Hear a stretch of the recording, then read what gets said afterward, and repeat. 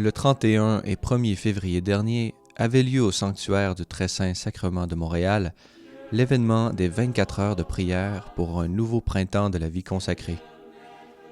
Organisé conjointement par la Fraternité monastique de Jérusalem et l'Archidiocèse de Montréal, ce véritable marathon spirituel a débuté le samedi par une messe présidée par le nonce apostolique au Canada, Monseigneur Luigi Bonazzi, et qui a livré un message rempli d'espérance. Un témoin de l'amour de Dieu qui est amour, un témoin de Dieu qui est amour.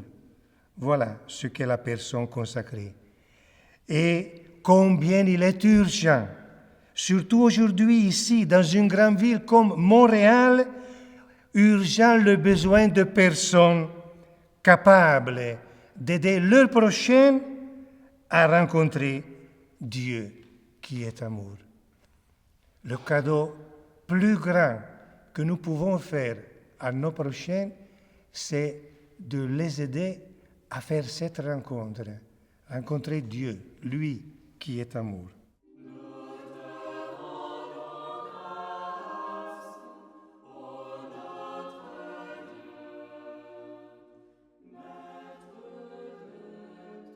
La journée s'est ensuite poursuivie durant l'après-midi par une série de témoignages manifestant la diversité des visages de la vie consacrée aujourd'hui.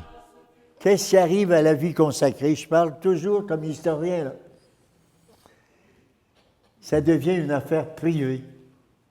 Autant c'était public en 1780, c'est devenu personnel. C'est privé, avec une spiritualité de plus en plus intimiste. J'explique. Ce n'est plus la vocation, c'est Jésus qui, tout à coup, apparaît comme le centre d'une réflexion spirituelle. Jésus de Bethléem, Jésus de Nazareth, Jésus de la Judée, la Galilée, et en même temps se développent de nouvelles manières d'exprimer la vocation, l'adoration, la méditation. À la prière quotidienne, que ton règne vienne, résonne cette promesse. Voici que je fais toutes choses nouvelles. Chaque jour est un jour nouveau, un nouveau départ.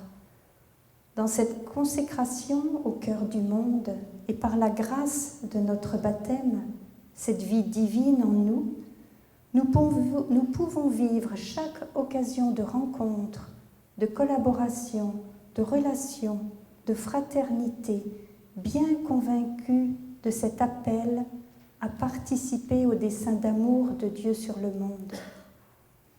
Chaque jour nous est donné pour vivre une nouvelle situation concrète d'actes de foi, d'amour et d'espérance. Je peux croire, bien concrètement, qu'ensemble, nous contribuons à l'achèvement de la création. Je crois que la vie consacrée, elle a pour fonction de rappeler la primauté de Dieu. C'est-à-dire, ce n'est pas nous qui fabriquons l'Église, c'est Dieu qui donne naissance à l'Église, c'est Dieu qui fait vivre l'Église, c'est Dieu qui appelle, et même, j'oserais dire, Dieu qui s'approprie des vies. Donc la vie consacrée, elle rappelle cette liberté de Dieu qui intervient dans l'histoire d'une personne, qui intervient dans l'histoire des peuples, pour venir à nous, pour nous sauver. Et des hommes et des femmes sont le signe de cette folie de Dieu et de cette liberté de Dieu qui s'approprie une vie pour le service du royaume. Comment faire pour savoir à quoi est-ce que je suis appelé? La possibilité de prendre une année d'arrêt et de dire « Seigneur, je ne te donne pas une année de ma vie, je te donne toute ma vie pendant un an. Montre-moi qui je suis. » Et c'est comme ça que, durant cette année-là, le Seigneur a rapidement montré qui j'étais. Avec le recul, je regarde les quelques copines sérieuses que j'ai eues, souvent me reprochaient « Jean-François, on dirait que tu veux être avec moi et en même temps avec tout le monde. » Et je pense qu'elles me réclamaient une légitime priorité. qu'elle soit première après Dieu dans mon cœur. Et souvent, je me disais, j'ai un problème de fidélité. On dirait que je ne suis pas capable de me concentrer sur une personne, je voudrais être à tous. Et je pensais sincèrement avoir un problème. Et en découvrant la vie consacrée, je me disais, c'est pas un problème, c'est une vocation. Il existe une voie où on n'a pas besoin de choisir, on se donne à tous. Et c'était une libération pour mon cœur parce que je pensais avoir un problème. Et quand je regarde la profession infirmière, ce qui m'intéressait le plus, c'était pas le soin bien précis des corps, c'était le cœur qu'il y avait derrière. La vie religieuse, le mot lui-même est un très beau mot parce que religieux, religieuse, qu'est-ce que ça veut dire? C'est être relié. Être relié à Dieu. Et en étant relié à Dieu comme enfant de Dieu, on est relié également aux autres comme frères et sœurs. Donc, c'est qu'une réalité fondamentale à laquelle que tout être humain est appelé à découvrir et à vivre, qu'on est relié à Dieu, qui est l'auteur de notre existence et qu'on est tous frères et sœurs les uns des autres. Mais pour que ça puisse se découvrir, il y a des hommes et des femmes qui consacrent leur vie entièrement dans la vie consacrée, donc à mettre Dieu en premier et à vivre en frères et sœurs les uns des autres et à témoigner devant le monde de cet amour de Dieu, de cette relation, de cette vie religieuse à laquelle, quelque part, nous sommes tous appelés dans des vocations, des états de vie différents. Mais l'idée d'être reliés à Dieu et d'être reliés les uns aux autres en Dieu, par la grâce de Dieu, c'est une réalité fondamentale de notre existence. L'événement s'est ensuite poursuivi par la célébration des vêpres solennelles, ainsi qu'une nuit de prière animée par divers ordres et instituts qui se sont relayés tout au long de la nuit. C'est pour se terminer le lendemain matin avec la célébration des laudes ainsi qu'une messe dominicale présidée par Monseigneur Christian Lépine, archevêque de Montréal, dans laquelle les consacrés ont pu renouveler leurs vœux et être de nouveau envoyés dans leurs missions respectives. Je pose la question, entendez-vous l'appel à servir Dieu jour et nuit dans le jeûne et la prière? C'est ça l'appel à la vie consacrée. Entendez-vous l'appel à vous donner totalement à Dieu, totalement, toute la journée, tout, à Dieu, dans le jeûne et la prière? Le meilleur moment pour entendre cet appel, c'est la jeunesse. À 40 ans ou plus, on a fait l'expérience de nos limites, puis c'est un peu plus difficile. Il faut accepter que ce n'est pas par nos forces qu'on va le faire. C'est avec la grâce de Dieu qu'on va le faire. À 20 ans, on pense encore peut-être qu'on va le faire avec nos forces. Mais on est prêt à entendre l'appel, entendre, si Seigneur Jésus nous disait, « Toi qui as 20 ans, je t'appelle à me suivre à moitié », ça ne sera pas intéressant. C'est toi qui as 20 ans, je t'appelle à me suivre totalement. Et c'est le bon moment pour entendre ça. Sainte Thérèse de Lisieux, Sainte Thérèse de l'Enfant Jésus, qui est devenue mature dans la foi plutôt rapidement, par la grâce de Dieu. Donc, elle rêvait de mourir, elle voulait mourir pour le Christ. C'est un désir de jeune. Quand on est jeune, on veut mourir pour Jésus-Christ maintenant. Quand on est plus vieux, on veut mourir pour Jésus-Christ plus tard. Mais quand on est jeune, on veut mourir pour Jésus-Christ maintenant. Un cœur de 20 ans, c'est ça. Un cœur de 20 ans, c'est un jeune qui veut mourir pour Jésus-Christ maintenant. Alors, Sainte Thérèse de Lisieux, elle voulait mourir pour Jésus-Christ maintenant, puis elle était prête à recevoir le grand coup de lance là, qui la tuerait là.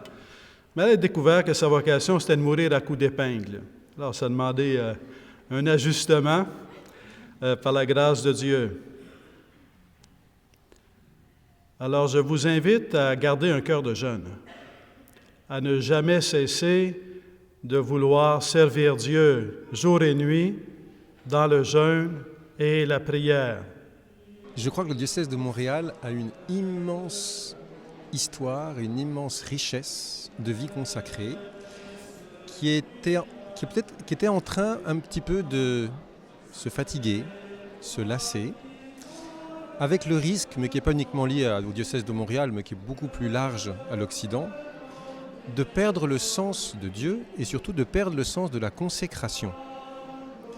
Et ce qui se passe en ce moment, je crois, c'est que le Seigneur est en train de réveiller ce don dans l'Église et de susciter, je le crois profondément, un nouveau printemps de la vie consacrée qui va donner vie pas seulement à des consacrés, mais beaucoup plus largement par une sorte de contagion à d'autres baptisés qui, selon leur charisme, leur vocation, vont se lever au service du royaume. Nous quittons, je crois, une église monumentale dans tous les sens du terme, et nous voyons apparaître une église plus pauvre, que je trouve très belle. Et les consacrés seront demain, comme ils ont été dans l'histoire, on n'invente rien, une présence forte, peut-être plus humble, plus discrète, mais qui va soulever vraiment de l'intérieur la vie de l'Église et le royaume qui vient. Cette expérience des 24 heures pour une vie consacrée tenue ici au sanctuaire du Saint-Sacrement avec les fraternités monastiques de Jérusalem, c'est vraiment inspiré. Pourquoi? Parce que c'est une invitation à toutes les communautés religieuses qui sont sur le diocèse et même missionnaires qui passent par Montréal, qui sont invités. Et de sentir qu'elles participent du même charisme et qui se manifestent de toutes sortes de façons, je pense que pour tous ces hommes et toutes ces femmes, ça a été un très grand moment. Et ça régénère, ça renouvelle leurs dons, leur jeunesse, leur vitalité dans leur charisme, dans leur consécration, quel que soit leur âge. Je suis certain, comme on l'a dit aujourd'hui, tout le monde repart avec le cœur léger, le goût c'est ça, de vivre sa vocation à fond dans le monde d'aujourd'hui, à Montréal.